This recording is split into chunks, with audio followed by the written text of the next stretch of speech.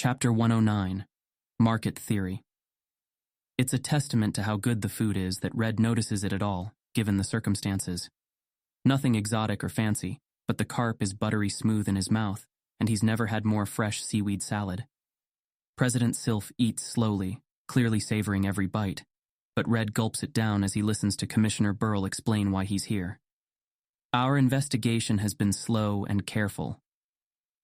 The short, heavily built man creases and rotates his cap between his hands as he shifts his weight from one foot to the other. When he noticed Red looking between him and the food, he gruffly explained that he had a late breakfast. But this miracle eye changed everything. As soon as it became possible, even hypothetically, for dark people to get scanned, we knew any dark criminals would start scrambling.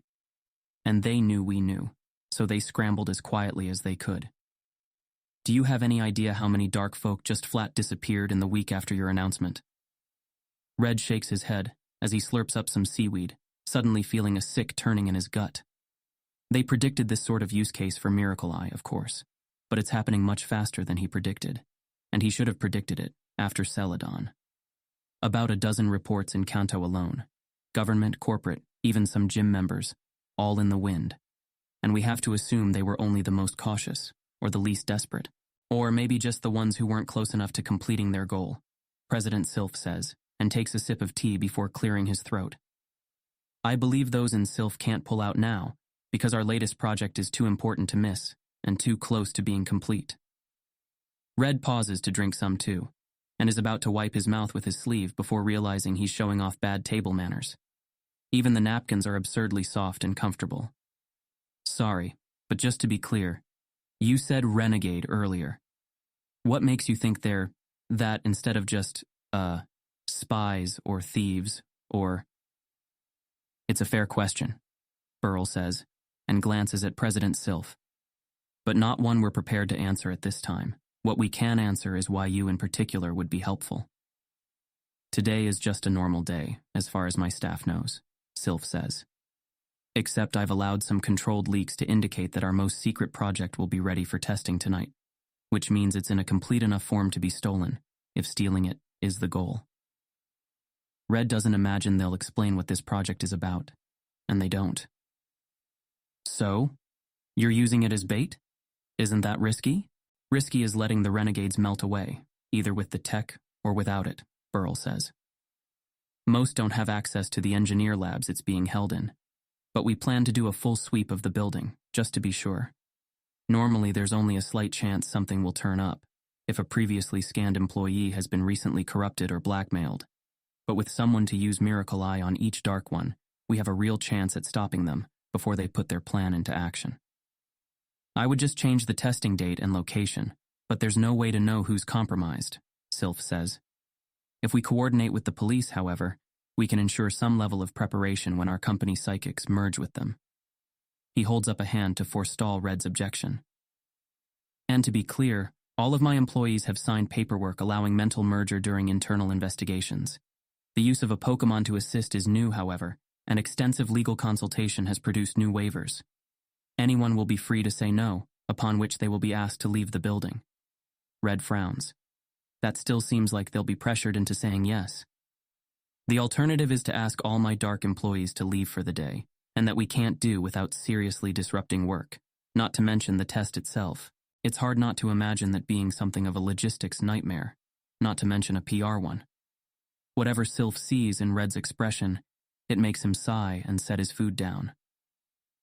I won't deny that society has not always been fair to dark minds, but at Sylph we have strived to treat everyone equally where possible, and I must admit to feeling some gall at the thought that this generosity may have been taken advantage of. At the same time, I take no pleasure in distrusting my employees like this. He fiddles with his chopsticks, then puts them aside too, and considers his linked fingers. In fact, I detest it. But it has been a difficult year for my company. I've seen and heard the seeds of suspicion blooming throughout it. And another piece of stolen technology may cause permanent division between my dark and non-dark staff. He meets Red's gaze. But your new technique can change all that. By letting people trust dark people, Red guesses, feeling his stomach churn again. Yes. No longer will dark people have to deal with the suspicion of their peers, or their resentment at being exempt from such checks.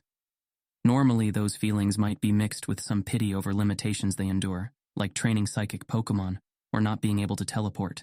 But with that no longer a block, I worry resentment will grow. Instead, with these inspections, everyone will be on a truly even playing field.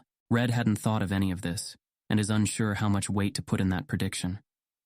It strikes him as strange and oddly petty, but Red knows that might be a blind spot of his.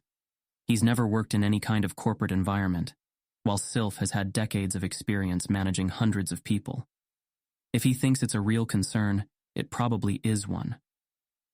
A sudden feeling of rebellion rises up, and he remembers to be cautious in taking the older man's word on anything that might persuade Red to do what he says. It may have been unfair that some people could get a job with less scrutiny than others. But those who weren't dark did sign up for the expectation of scrutiny, and those who were signed up without it, and that feels important? There's this thing called meta-honesty. Yes, I read your post on the concept, and your own policies on it. You did? If so, it's the first time in the past few weeks that someone he's had to explain it to has actually saved him the time. Twice. My guess is you're worried that those who were not dark and had some private secret that outweighed their desire to work here had the opportunity to make that informed decision, while those who were dark made a different mutually agreed-on decision, which is now being changed. How close am I? Despite the circumstances, Red smiles. There's something like relief to be understood so quickly and easily. Yeah, that was basically it. It's a reasonable concern, and I won't pretend there would be zero pressure.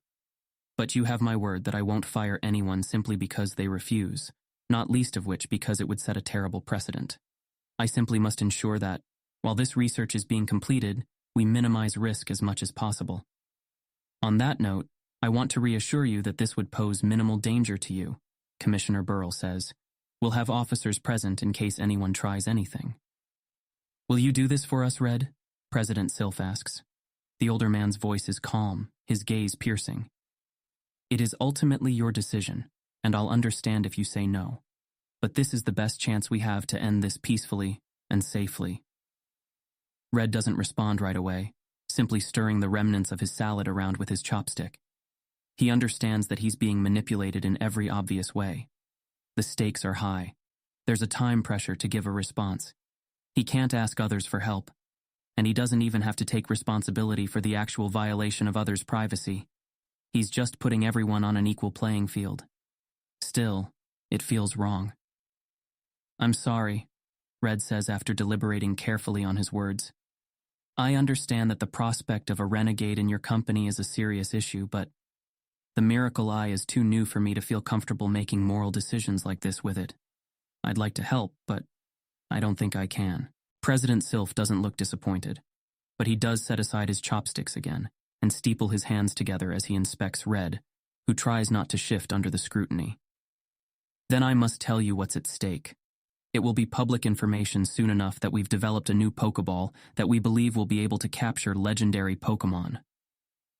Red listens as he describes the Master Ball, implications bouncing around in his head even before President Sylph starts talking about their worries of one ending up in the wrong hands.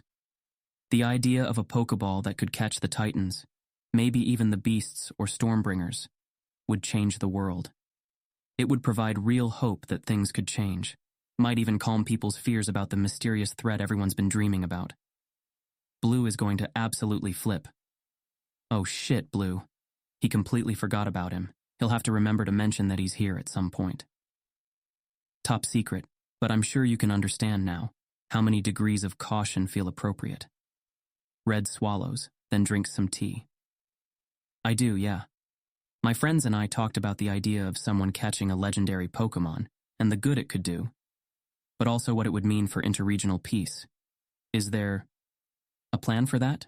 Simply put, to sell as many of them as possible, so that all the power is not concentrated in any one person or region's hands. One of the features of this ball will be that it can capture a Pokemon that's already caught without causing permanent damage. Whoa. Okay, so using a legendary against anyone who might have another Master Ball would be a huge risk. Red feels himself being convinced, little by little, and takes a breath. Okay, so I get that this is important. I think I need to get some outside counsel at this point. It's still strange to Red that he has a personal lawyer who he can call up and ask questions now, but he also means his mother. He knows she's waiting to hear from him anyway. I completely understand, but I have one request. No journalists. Red meets his gaze and decides not to ask for the obvious exception. If you expect all this to stay secret. No, it's not about the use of Miracle Eye itself. That will be public information soon after. Then why? Because I have little doubt there are many throughout my company that act as sources for them. Even in the best of times, it's a troublesome thing to balance the good of the company and its proprietary information, and the freedom of individuals to freely associate as they choose. There's a stiffness to the way he says the second part, and he lets out a breath. But in this particular case, it's imperative that we not lose the element of surprise, and I don't trust any journalist to hear of this sort of thing and not immediately reach out to learn more. All right, much as he dislikes it, this seems like time for a firm condition of his own, even if it'll end up sounding really juvenile. Red puts his pride aside and forces himself to say, I'd really prefer to talk to my mother before agreeing to something like this. I understand that you'd want some advice from those close to you. Sorry, I wasn't clear enough. Ugh, why is this so hard? He feels like he's pushing against some invisible force, some sense of, not just politeness, but basic decency, to be so openly suspicious. But if his relationship with Sylph requires keeping secrets from his mother, then it won't survive for long anyway. And if he wants it to be anything like an equal relationship or one of respect, then just going along with everything Sylph says is probably not the way to get there, if he can at all. I'm saying that I won't do this without the ability to get counsel from anyone I feel the need to. Red lets out a breath. I'm not trying to be difficult, and will understand if you don't trust me to be able to convince others to hold off on doing anything like that. But I at least want to be clear that it feels like a test of my judgment too. The older man across the desk meets his gaze for what feels like a minute straight, but is really just a couple rotations of Burrell's cap in his hands before saying, Of course. I suppose I'm extending enough trust as it is, and if you're sure you can be persuasive about how dire the situation is, I have a private room to the side if you'd like to use it. What he'd like to do is leave the building entirely, but saying that would imply that he's being spied on, which he has no particular reason to believe President Sylph's own quarters would be. That would be great, thank you. I'll go check with your people to ensure everything's okay, Burrell says as he puts his cap on. Either way this goes, we'll be ready to start within the hour. Thank you, Commissioner. Message me if anything changes. He tips his head at Red and strides for the door. Same for me. I don't know how long I'll be, but probably not an hour. I understand. President Sylph begins eating again, and Red looks at his mostly eaten food, scoops up one more piece of fish, then walks over to the door and enters a plush sitting room with a large screen in the wall and a minibar. Red messages his lawyer first, who asks for a 10-minute wait while he wraps something up, then calls his mom in the meantime. She answers before the first ring ends, and he can tell she's trying to sound calm and neutral. Hello, Red? No emergency? Well, sort of. Also, I might have to pause to take a call from my lawyer soon. Red? Right. So I'm in President Sylph's private office. There's something going on that he wants my help with. It takes a surprisingly short amount of time to explain it, and when he finishes, he feels a little silly. What exactly is he expecting his mother to say, other than, "You can't trust him, Red. Whatever he's got planned?" Okay. Sorry, this will sound rude, but can we jump to when I convince you I don't, and you try sharing your models first before giving advice? Part of Red winces as his voice comes out more annoyed than he intended, but he doesn't take it back, and after a moment his mother says, "Your voice is changing." Red blinks. It is? Yes, getting deeper. She sounds... He's not sure how she sounds, not angry at least. I'm sorry, Red. Give me a minute. Sure.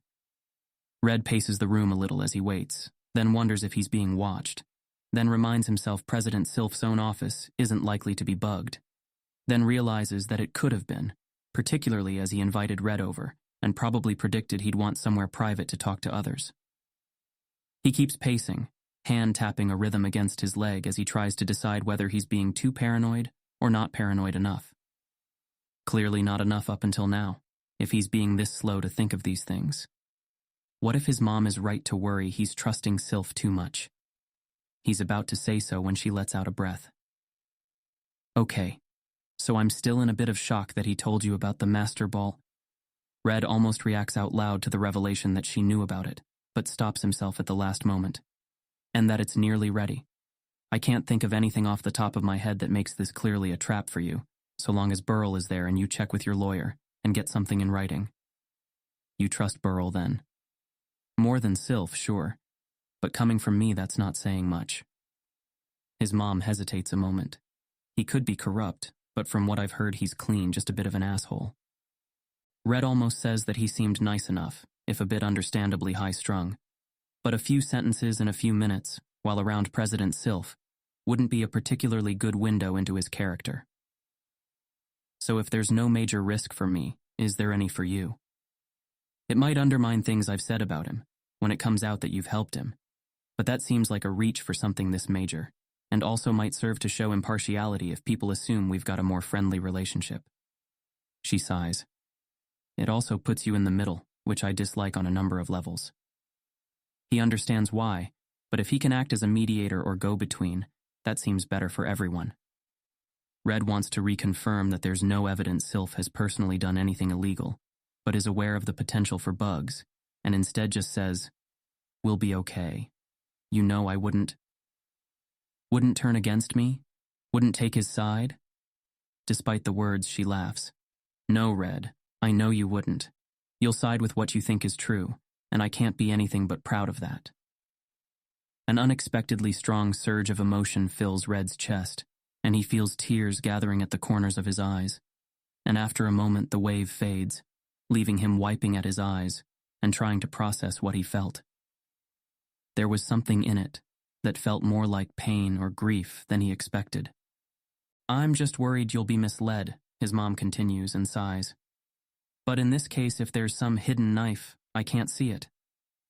Red clears his throat. "Okay, let me know if you do. I might still say no, but..." "I understand. Let me call some people." "Wait, you can't do that. This has to stay secret for at least the next hour, or else we might tip them off." His mother is quiet for a moment. "That's Sylph speaking, but I can't argue the logic of it. I won't check with anyone in the company. Or anyone who might check with anyone in the company. Yes, Red, I understand. But there are some people who need to know. Do you trust me?" Red forces himself to relax. "I do. Sorry. It's all right. Be careful, Red. I love you." "Love you too, Mom." He ends the call, then just stares at his phone for a minute, trying to untangle the stew of feelings he had during the call. A moment later, he feels a renewed sense of urgency and messages Satori to let her know what's going on. His lawyer calls just as he finishes up, and Red goes over the details a second time. James doesn't react particularly strongly to any of it, just going uh-huh and okay and right through revelations that would set most people on the edge of their seat, until the question of whether Red might be liable comes up. "Well, that's an interesting bit of new jurisprudence you've landed in," he says, and Red can hear his smile. "I'd have to see the waivers myself to be sure, but Sylph is likely to be sure to cover their butts." When they met, James told Red that he's the youngest client he's ever had, and it's obvious now and then that he's not used to it. But he never talks down to him, and Red enjoys the way he nerds out over legal things. "Send me a copy, and I'll let you know if they're covering yours too." Satori is calling him now, so he says, "I will, thanks James, gotta go," and swaps. "Hi, Satori." "Hello, Red. I have many questions, but I'm not sure which are time relevant. I don't want you to feel rushed. This was your discovery more than mine, and your primary project for years. If there's any part of this that feels off to you, or like it might have a negative impact." She sighs. "When we talked about this happening, We imagined far less pressing scenarios. You know that this side of things always felt less interesting to me. I do. It was pretty clear she wanted the ability, or something like it, to exist for personal reasons, and her altruism extended mostly to what it would do for others like her or her sister. Still, it feels important to make sure you're okay with it. For your own feelings of permission, or for potential public backlash? Red hesitates. Both? But permission is the wrong word, I think. I just don't want you to regret having created it. She laughs. You know better. He smiles. Okay, I guess now that you say it out loud, I do. It helps to hear it. It isn't ours anymore, Red Varys. We discovered it, shared our knowledge, even profited from it. But it belongs to the world now, and if you are not the first to do this, someone else will be on another day. My legacy, such as it is, will be untouched whatever you choose yours to be. Do as you will. He's not sure what to say to that, other than, thanks. He almost says goodbye, but then has a thought. I'm not seeking permission, but I am actually curious. What would your sister say? You've met her. What is your belief? From what he could tell from a few conversations, what drove Koichi beyond the desire to be closer to her sister was to be like everyone else. Insofar as this helps her, and those like her, be treated normally, I guess she would be for it. Having shared her mind as much as I have over the past weeks, I can confidently say you guess correctly. Be well, Red Varys, and good luck. Thanks. Red closes the call and wonders if he should check with anyone else. After a 5-minute internal check, the only people that come to mind are Leaf and Blue. He pulls them both into a group call, and for the 4th time goes over everything. Make sure you don't say anything to anyone in the building, obviously, Blue, and Leaf if you could avoid. I can't believe the Master Ball is almost done. This is way too early. Red blinks, then puts it together. You and Mom knew about. How do I get one? Blue asks, voice hard. I don't know, it's not even done yet. Blue, you don't want one. The hell I don't. There's something Sylph hasn't told you about it, Red. It's not just something that captures legendaries, it turns them into slaves. Red has a spare moment to notice his confusion in the ensuing silence, before Blue says, don't you already think that regular Pokeballs do that? No, Red says as it clicks. She thinks it makes them tame, but the Master Ball, what? Makes them completely obedient? Without the need to get to know them or something? Worse than that, it wipes their mind completely, turns them into robots. How do you know that? Red asks at the same time Blue says, oh, come on. We're talking about the Stormbringers. Red has a sudden sinking feeling, but he can't think of something to say before Leaf retorts. They might not only be used on Stormbringers, Blue, and they're still feeling creatures. They killed my parents. Guys, and a million more. Guys, shut up a sec. Silence, and Red belatedly remembers to lower his voice. Sorry, but I'm not really here to decide whether these things are good or not. He's also closer to Blue's side on this, but it's clear Leaf feels strongly about it, and he's not sure how to talk about it yet.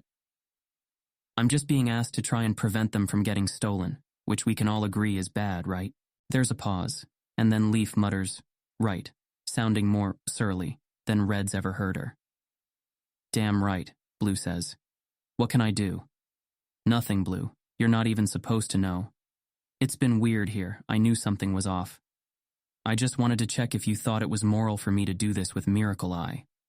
Silence again. And after a moment, Blue says, didn't really think about it, honestly. Kind of saw it coming, you know? Thought it would happen with people in power first, though. What few of them are allowed. Guess that was naive of me. Red bites his lower lip. Sounds like you don't think it's okay, then. I mean, it's not my head being looked in. So long as they can walk away, not really my business. Oh, well, all right then. He'll dig into that later. What do you think, Leaf? He has a sudden worry that she's mad at him. I'm not sure how to feel about it, honestly, Leaf says. It's hard to put aside my feelings about Sylph and the Master Ball enough to give any sort of answer. I'm not sure how to say this, but it feels bad to justify this sort of thing by how much is at stake. What do you mean? Blue asks. If that was true, we'd stop using hunters to catch renegades. I know. I just don't like that it's being pushed on Red like it's his fault if he says no and something bad happens. If they know there's a renegade there, then asking them to let their minds be read feels weird, because of course they'll say no. But he's saying they'll just let them walk away and not treat them differently after. I guess they can't know for sure who just has a really big secret, but I'm skeptical this will make people less suspicious of dark people. It'll just make a new split between those willing to let someone read their mind and those not willing to. Shit, Blue says. She's right. And anyone not willing to will be seen even worse than they are now, since they have the option but are refusing it. Ugh. Red, I may need you to casually comment about what merging thoughts with me is like at some point, so people know that I'm not hiding any deep secrets. Sure, Red says, leaving unasked whether he's actually going to want Red to merge with him first. He's not sure how comfortable he'd be lying about that, though he does trust Blue. So you think I shouldn't do it? Nah, doesn't change anything. Was just saying, it's going to happen, right or wrong. Obviously, if I had to choose between Renegades getting it, or Sylph selling it to the Indigo League or whatever, I'd take the latter. Though that's easy for me to say, since Unova isn't near Indigo. No, obviously I'd still want it out of the hands of Renegades. She sighs. I don't know, Red. When this gets out, you're going to get asked to do it a lot more by others before more people learn to. Are you ready to decide what makes the cut and what doesn't? Red's pacing slows, then stops as he stares out the window over the city. He didn't think of that. I don't know. I guess it'll depend on what's at stake. And how much they offer, Blue says. What? I'm not going to charge for it. Why not? Don't tell me you turned down money. They didn't offer any and I didn't ask. That would be like charging for, I don't know, saving people from a Pokemon incident. Nah, totally different. You think hunters and police don't get paid? Is the commissioner there on his off time? Blue's right, Leaf says. Plus, it's not like Sylph can't afford it. Red rubs his eyes, trying to decide if this is good sense or just a difference that comes from growing up poorer than the other two. If I charge money for it, I can't be sure I'm just doing it for moral reasons. I guess from a PR angle. Yeah, it's a good point on both counts. Leaf sighs. Well, I'm out of wisdom on this one. Sorry, Red. No, you've been helpful, both of you, thanks. Of course, good luck. Hey, seriously, if I can help, I'll let you know, but probably you should just sit tight or maybe we can meet up later in case this takes a while. Fuck that, I'm staying. All right, later, guys. Red ends the call and stares out over the city for another minute before he takes a breath and enters the main office. President Sylph is still sitting at his desk. Some dessert has appeared, and the older man carefully adds some crushed nuts onto his ice cream before he turns to Red. That was quicker than I expected. Do you have your answer? Mostly. I need to send whatever waiver you have to my lawyer.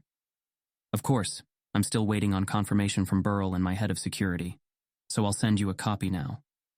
He does so, and Red forwards it as he sits across from him again and looks over his own ice cream, wondering if it's meant to further nudge Red into agreement. There's an awkward silence as they wait for responses, or at least awkward for Red. President Sylph seems to be enjoying his ice cream, and after a moment says, Well, as we have some spare time and didn't have as productive a lunch as we might have liked, is there anything you've particularly wanted to discuss since our last one?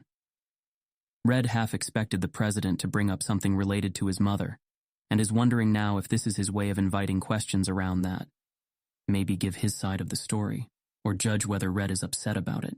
But Red doesn't really want to talk about that, and bringing it up would put them in a frame of potential argument and conflict. He's more interested in getting the president's thoughts on his guilt over the Pokemon prices going up. Yes, actually.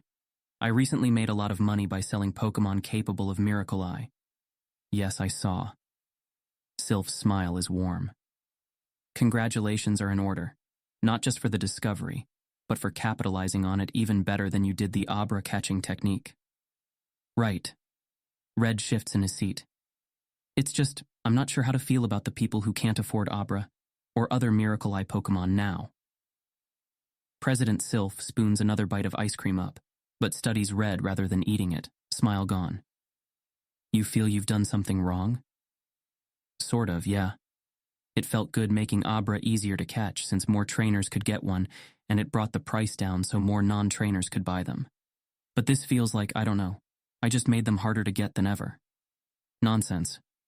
Red blinks at the older man. Nonsense, as in, I didn't? Absolutely not. He gestures out the window behind him. They are all there, just as easy to catch as they were before. Their numbers have not dwindled. Their supply has not shrunk. What changed is that your discovery increased the value of them, and the market is merely reflecting that.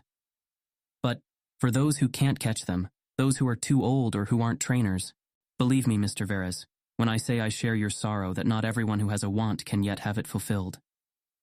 Put like that, Red feels a little silly, but Sylph seems serious. I am, after all, doing my part to help alleviate that problem. But that we have yet to reach utopia is no individual's fault, let alone the fault of simple supply and demand. You would not blame physics for failing to accommodate our every whim, would you? Well, no. But that's different, isn't it? People could choose to sell something for less than others. Red trails off, because he of course didn't make that choice for most of the Pokemon he'd bought. Why would he, when those he sold to could just resell the Pokemon for hire themselves? Not that everyone would. Some might really want an Abra or Natu themselves, but he'd have no way of knowing that himself. Maybe if some law was passed to keep people from reselling Pokemon for a time after purchase. But wait, that would have stopped him from making any money off his discovery at all. Red feels the guilt churning in his stomach again, as he considers that maybe he shouldn't have made money off it, and is interrupted by President Sylph, lightly tapping him on the nose with the handle of his spoon. Sylph meets his startled look with a level 1. I know the expression that was on your face just now, and it is a tragic thing on anyone, let alone those as bright and enterprising as yourself. While it would be no less proper for the price to rise due to scarcity, it would at least be regrettable. What you are failing to understand is that you have caused the price to go up, because the knowledge you uncovered, the technique you developed, created value, and that is what the market is reflecting by the higher price. Red feels himself frowning, though the sick feeling in his stomach is starting to fade as he slowly realizes what the old man is saying. But what if people are wrong about how valuable something is? President Sylph sprinkles some more nuts on his ice cream, and Red decides to try some himself. Are you asking because you don't know, or because you're worried about your personal situation? You're right. I know the price will go down once people realize it's not as valuable as they think. Theoretically, at least. It might take a while. And yeah, you're right about the personal bit too. I guess I'm still not used to changing things on such a large scale. And so you're prepared to feel bad no matter which way things go. That's not quite right? Red takes a breath, finding the felt sense in his chest and focusing on it as he speaks. It's more that none of this feels real. No, none of it feels solid. In science, there's no certainty, but there's at least knowledge that can be tested. There's no right or wrong morally, there's just the pursuit of truth. I don't have to worry about what it means for others if I succeed, because succeeding in science is always good for everyone. He trails off as he feels a painful twist in his chest as he says the words, but before he can focus on it, he gets distracted by President Sylph's wry snort. While business must always be zero-sum. No, not always, Red acknowledges. Or at least I get that on an intellectual level. But, well, now that I think about it, I guess all this is just an extension of what I was worried about before, with Miracle Eye's effect on dark people. Overall, the world will probably be better having it, but some people's lives will individually be worse, and that sucks.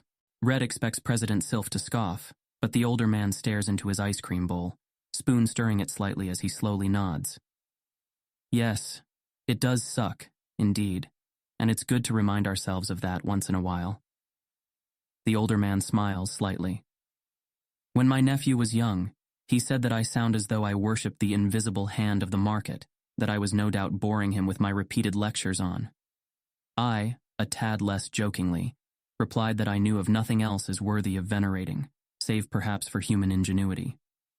But in truth, my God is as cold and impersonal as any other. I assume you have no faith?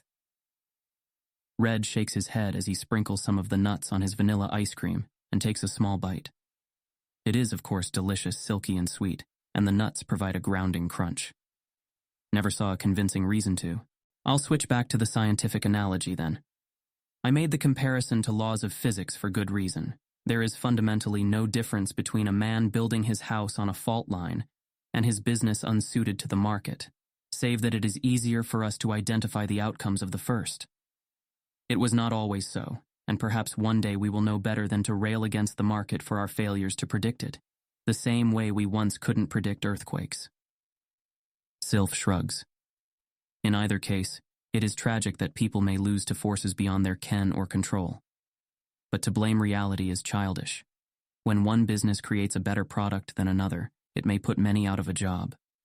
We can sympathize with them, hope that they find another, even collectively help via social safety nets. But as a society, we're improved by them losing that job, because they are no longer doing redundant, less valuable work, and we have the better service or product. You support social safety nets? Sylph smiles. It surprises many people, but I do, within reason. They can encourage people to take professional risks that might benefit us all.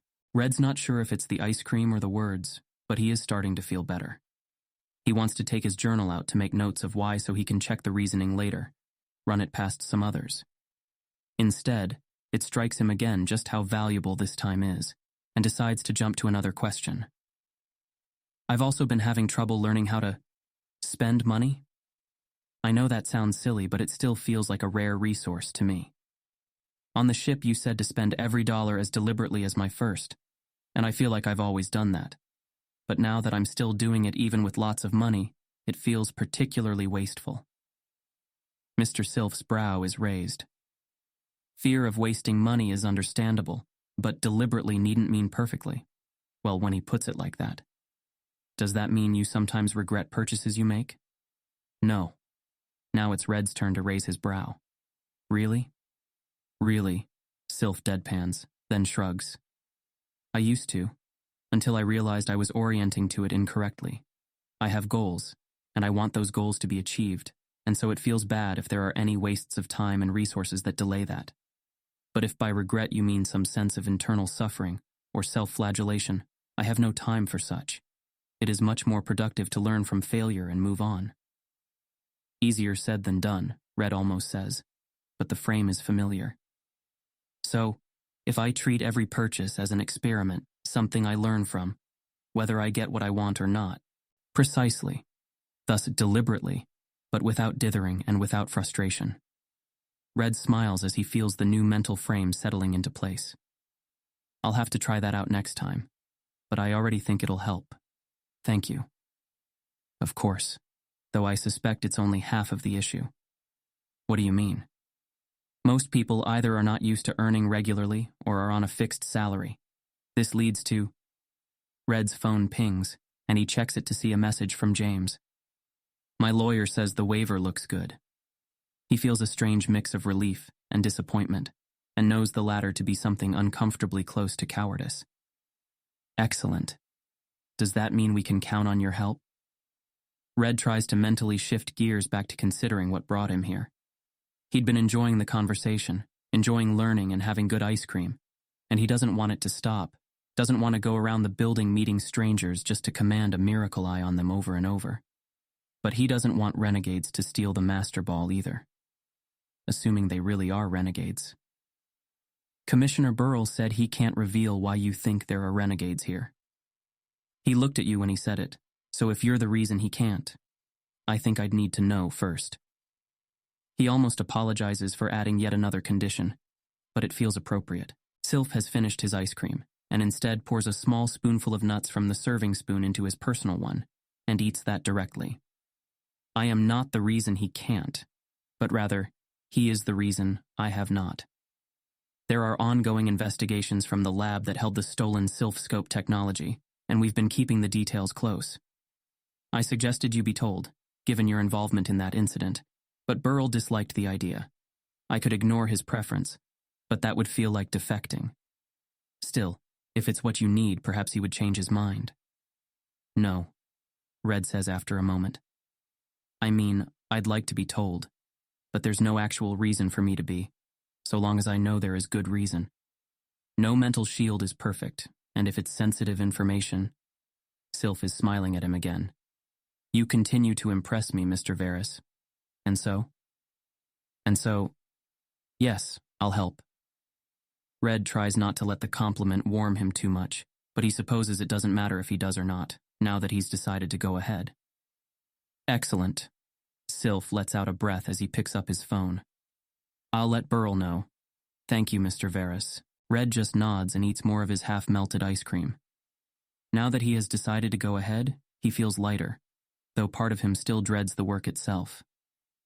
But at the end of the day, whatever the Master Ball is or isn't, whatever people think of him for doing this, if there are renegades in the building, and they get away, or worse, steal something that would let them capture a legendary, it would be partially on him. He can wish it were otherwise, but he can't actually ignore what he knows about the world. There are older, stronger, smarter people than him doing their best to keep things together, but they're not enough, and that he was asked for help means he can help, and he won't even be risking his life to do it. The more he thinks about it, the less it feels like a real dilemma at all. We have another 10 minutes, and Burrell will be joining us with Saikong, my head of security. Sylph pours himself and Red some more tea. Feel free to relax here meanwhile and finish your ice cream. All right, you were saying about wealth? Ah yes, wealth. He sips his tea, then pours the last of his melted ice cream into it and stirs. Most people treat it as a fixed number, either saved in the bank or on a refreshing budget. What you must internalize is that you have something even more valuable than a large amount of money. What you have is earning potential. Many wealthy people do feel free to spend money because they simply have an enormous amount, but that is still the thought on the surface. The true secret is having an abundance mindset. To put it simply, your ability to spend money is a function of your ability to make it. Red suddenly remembers a thought he had while bored and scrolling headlines about some superstar who had gotten millions into debt. It made him wonder at the time how anyone could spend that much money without realizing they were out of it, and how anyone could be allowed to spend that much money without having any. But he was given tons of money just based on the confidence people had that he'd be able to make good returns, and in his mind, there's now a concept of wealth not as a fixed point, or even a trend line, but a range on an axis. I think I get it, yeah. I was trying to internalize this earlier today, but I was just doing it from feelings of abundance and relief and success. The idea that I'm reliably able to pull off things like this more than once might take a while to update on, but yeah, I see how that would help me feel less bad about spending money. I'm glad, though I have to say it is a bit odd that you felt confident enough to borrow money on speculation, but not to spend it. I suppose you felt it as enough of a sure thing? Yeah, normally I think I'd be way too risk-averse. Red wonders if he should stop eating to let his stomach settle, then decides more nuts might be okay. I guess I could also try to focus on the things I'm buying as sure things too, just in a different way than I'm used to thinking of purchases. Knowledge of a thing's quality, knowledge of your tastes, unique experiences. There are many things we're assured of when we buy something, even if we dislike it.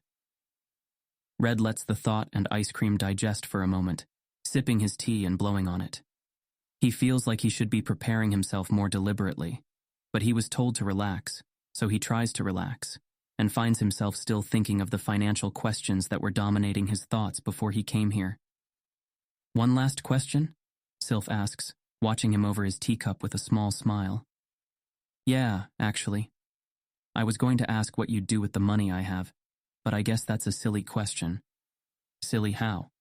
Because I assume you're already doing everything you want with money, and we have different goals, so the older man chuckles. Another motto of mine, to add to our growing list. A man poor in fortune or spirits will only purchase that which already exists, while a man abundant in either will spend it to purchase what has yet to exist. Most of my wealth is being used to bring ideas into existence, whether material or systemic or conceptual. So what I would do with your money is essentially more of the same of what I'm already doing. You're welcome to check my company's site for the full list and explanations for which technologies we invest in and political causes we champion. But if you don't find those particular arguments convincing, the important question is to ask what you would like to see done in the world, and spend money on that. Red thinks over all the many notes he's taken throughout his journey about inventions he wished existed, or different policies or protocols that he wished were different. What if I don't know anyone working on those problems already? He thinks of the CoreNet incident report system, and how it doesn't use Bayesian reasoning to determine what Tier A threat might be. For the first time, Sylph's reaction makes Red feel like he asked a stupid question. Then you pay them to do it. Oh, sure, but just like that? Even if they're working on other things already? Of course. What do you think money is? But a way to reallocate labor in a way you'd prefer. He'd never thought of it in quite those terms, and if no one still wants to, then you didn't offer enough. President Sylph shrugs. I won't pretend there aren't other factors. Some work is so risky or unpleasant that virtually no one will do it, no matter how much you offer, though that is quite rare. The more difficult problem is finding people who are passionate about the thing you want them to work on, as they will, by and large, be much more competent and productive than those doing it just because of the money. Something on his desk buzzes. That is why talent searching is so important and valued. He presses the button. Yes? Burl and Seekong are here. We'll be right out. He takes one last sip of tea, then stands, and Red gets up too. There's a PC here, if you need to summon your Miracle Eye Pokemon. I've got him on me. Red's fingers brush the balls along his belt until he gets to Kadabra's. I'm ready.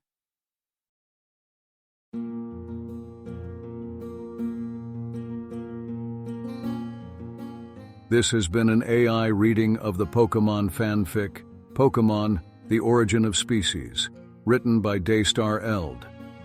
If you enjoy this work, please visit patreon.com/daystareld, where you can support the author.